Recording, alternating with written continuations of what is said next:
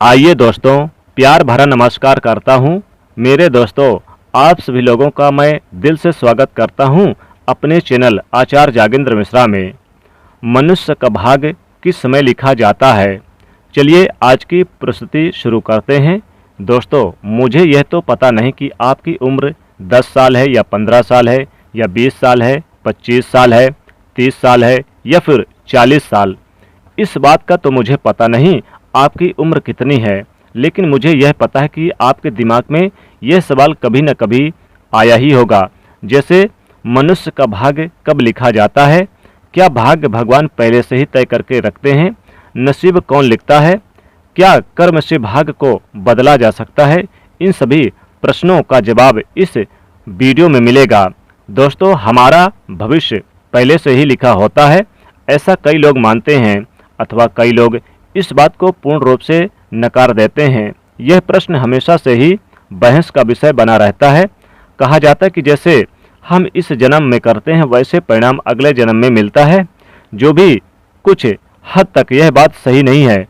दोस्तों, कृष्ण कथा में हम देखते हैं कि आकाशवाणी हुई थी कि देवकी का 8वां पुत्र कंस का वध करेगा, लेकिन यह बात सुनकर कहा कि वह मेरा अंत तो तब करेगा जब मैं उसको उत्पन्न होने दूंगा। इस सोच के साथ जब भी देवकी की कोई बच्चा जन्म लेता तो वह कंस सुबह आकर उसके जन्म के कुछ घंटों के भीतर ही मौत की घाट सुला देता, नींद की सुला देता। लेकिन जब देवकी के 8वें पुत्र की बारी आई तो विधि विधान के साथ जन्म भी लिया और बाद में कंस का वध भी किया। ऐसा इसलिए हुआ क्योंकि कंस की मृत्यु की भविष्यवाणी हो चुकी थी। कंस के जन्म के समय ही लिखा जा चुका था कि उसकी मृत्यु कैसे होगी और किसके हाथों होगी। यही नहीं दोस्तों, इस संसार में जो भी मनुष्य जन्म लेता है उसके बारे में भविष्य पहले से ही लिख दिया जाता है। मनुष्य का जन्म कैसे होगा, कौन सी जगह होगा और उसके जीवन में कौन कौन सी परेशानियां आएंगी, विधि का विधान है और इसे चाहकर भी नहीं बदला जा सकता।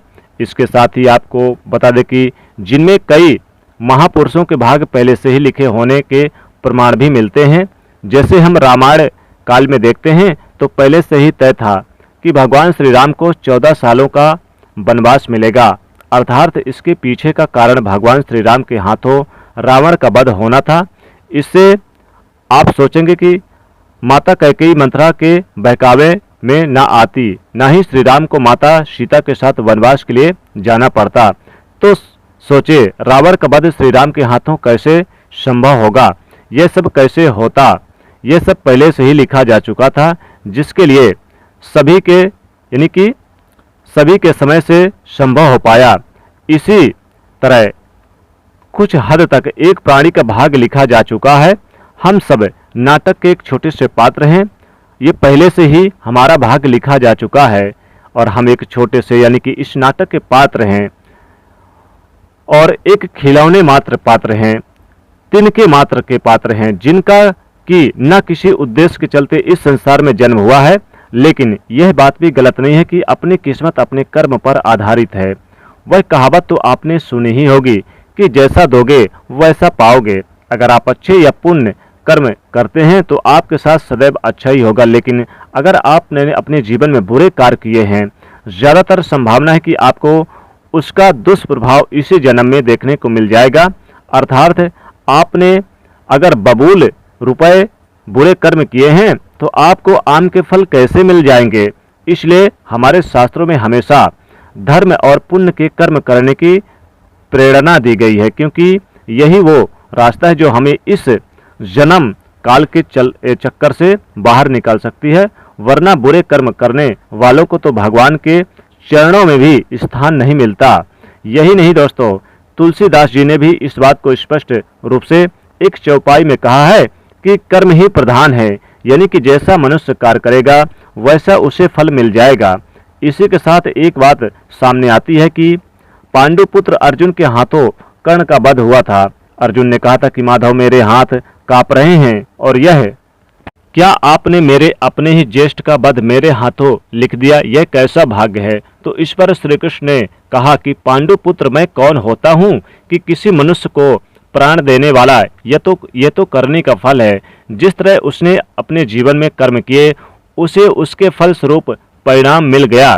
जी हाँ, जीवन में किस तरह फूल यानी कि फूल मिलेंगे या कांटे मिलेंगे, यह तो मनुष्य खुद अपने कर्मों के द्वारा तय करता है।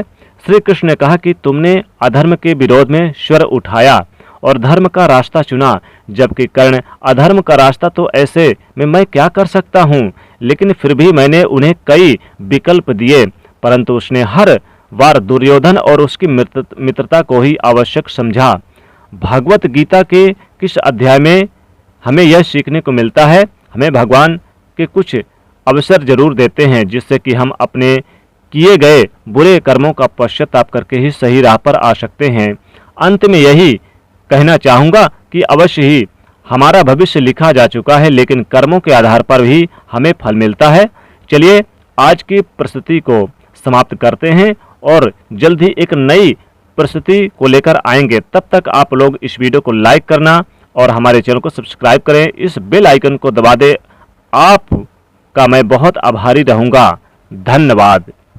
जय माँ लक्ष्मी।